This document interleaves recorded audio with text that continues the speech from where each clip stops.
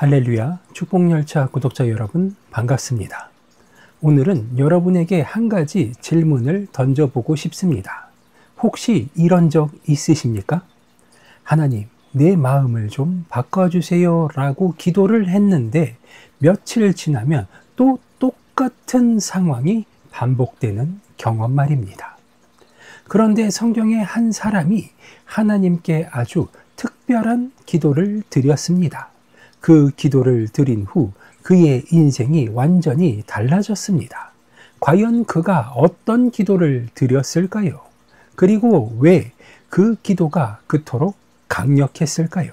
더 놀라운 것은 이 기도를 우리도 할 수 있다는 사실입니다. 오늘 그 비밀을 함께 풀어보고자 합니다. 하지만 먼저 이 사람이 누구인지 알아야겠죠?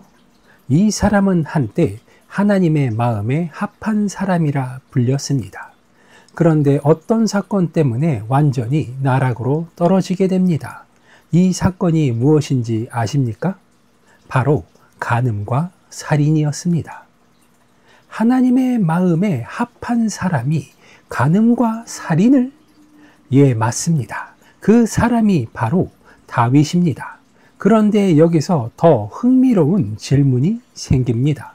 다윗은 어떻게 그 절망적인 상황에서 다시 일어설 수 있었을까요? 다윗이 드린 그 특별한 기도가 바로 오늘 우리가 살펴볼 시편 51편 10절로 12절의 말씀입니다. 하나님이여, 내 속에 정한 마음을 창조하시고 내 안에 정직한 영을 새롭게 하소서. 나를 주 앞에서 쫓아내지 마시며 주의 성령을 내게서 거두지 마소서. 주의 구원의 즐거움을 내게 회복시켜 주시고 자원하는 심령을 주사 나를 붙드소서. 아멘. 이 기도에는 세 가지 놀라운 비밀이 숨어 있습니다. 첫 번째 비밀을 살펴보면 여러분은 더 이상 내가 바뀌지 않는다고 절망하지 않게 될 것입니다. 두 번째 비밀을 알면 하나님이 나를 버리셨다는 두려움에서 완전히 자유로워지게 될 것입니다. 세 번째 비밀을 알면 잃어버린 신앙의 기쁨을 다시 찾게 될 것입니다. 과연 이 비밀들은 무엇일까요? 첫 번째 비밀은 바로 이 단어에 있습니다. 창조하시고. 여러분, 다윗이 고쳐주세요 또는 치료해 주세요 라고 기도를 했을까요? 아닙니다. 그는 창조해 주십시오라고 기도를 하고 있습니다. 왜 하필 창조라는 단어를 사용했을까요? 여기에는 엄청난 비밀이 숨어 있습니다. 히브리어로 바라라는 이 단어는 하나님만이 할 수 있는 특별한 일을 의미합니다.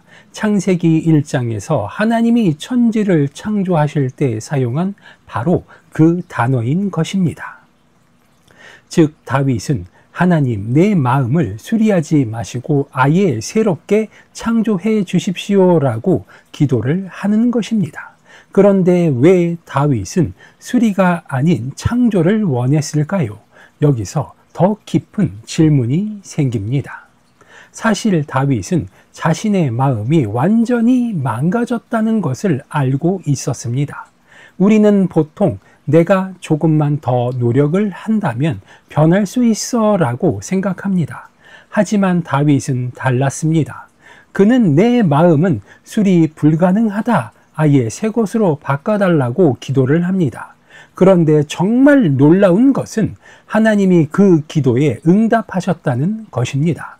어떻게 할 수 있냐고요? 그는 완전히 다른 사람이 되었기 때문입니다. 하지만 두 번째 비밀을 알기 전까지는 이 이야기가 완성되지 않습니다. 두 번째 비밀은 11절에 있습니다. 나를 주 앞에서 쫓아내지 마시며 주의 성령을 내게서 거두지 마소서. 여기서 중요한 질문이 생깁니다. 다윗이 가장 두려워한 것이 무엇일까요? 죽음? 아닙니다. 질병? 아닙니다. 가난? 아닙니다. 바로 하나님과의 관계 단절이었습니다. 그런데 왜 다윗은 이렇게 두려워했을까요?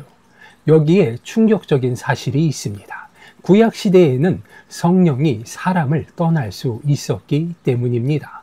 실제로 사울에게서 성령이 떠나갔습니다.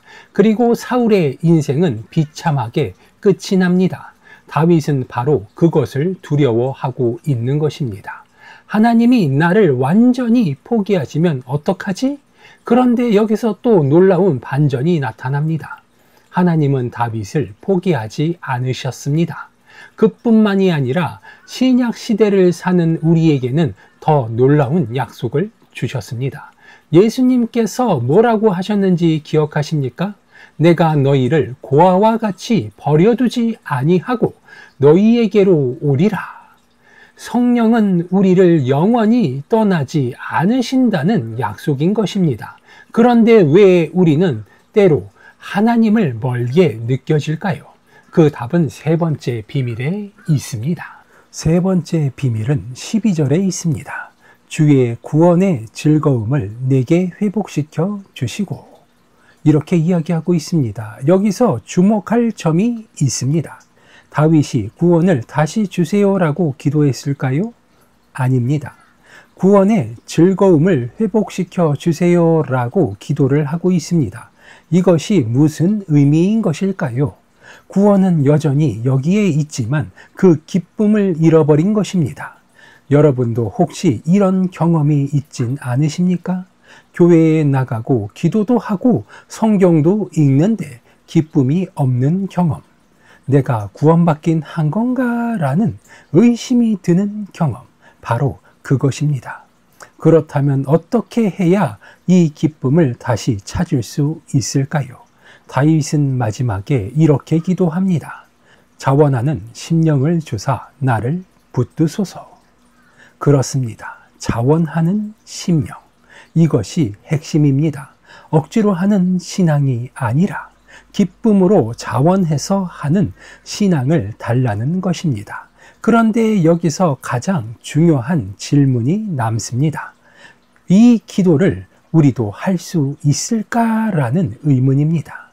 놀라운 사실을 알려드리겠습니다. 이 기도는 3000년 전 다윗만을 위한 기도가 아닙니다. 바로 지금 이 영상을 보고 있는 여러분을 위한 기도입니다. 왜냐하면 하나님은 어제나 오늘이나 영원토록 동일하신 분이기 때문입니다. 다윗에게 새 마음을 창조해 주신 그 하나님이 여러분에게도 동일하게 하실 수 있습니다. 다윗과 영원히 함께 하신 그 하나님이 여러분과도 영원히 함께 하심을 믿으시기 바랍니다. 다윗에게 구원의 기쁨을 회복시켜 주신 그 하나님이 여러분에게도 동일하게 하실 것이기 때문입니다. 그렇다면 지금 당장 무엇을 해야 할까요? 첫째, 여러분의 한계를 인정하시기 바랍니다. 하나님, 제가 스스로 바뀔 수 없습니다. 둘째, 하나님의 능력을 신뢰하시기 바랍니다.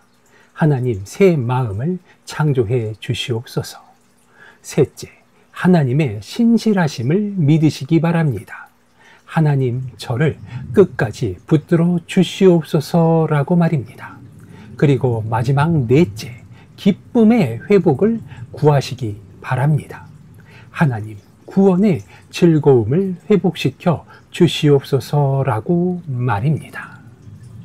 오늘은 다윗의 이 세 가지 비밀을 통해 참된 회복의 길을 발견해 보고자 했습니다. 하지만 여전히 궁금한 것이 있지 않습니까? 그래서 다윗은 정말 변했을까요? 그리고 그 후 다윗의 삶은 어떻게 되었을까요? 다음 영상에서는 다윗의 변화된 삶과 우리가 실제로 적용할 수 있는 구체적인 방법들을 다루어 볼까 합니다.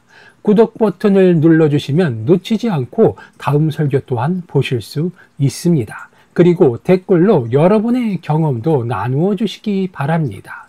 오늘 말씀 중에 가장 마음에 와닿았던 부분은 어디고, 여러분만의 회복 경험이 있다면 그것을 다른 시청자들과 함께 나누어 주시기 바랍니다. 하나님의 은혜가 여러분과 함께 하시길 축복합니다. 기도하시겠습니다. 하나님 아버지, 오늘 이 영상을 본 모든 분들에게 다윗이 경험한 그 회복의 역사가 일어나게 하여 주시옵소서. 새 마음을 창조하시고 성령으로 함께 하시고 구원의 기쁨을 회복시켜 주시옵소서. 늘 좋은 것으로 채워주시는 주님께 감사드리오며 나사렛 예수 그리스도의 이름으로 기도드리옵나이다. 아멘.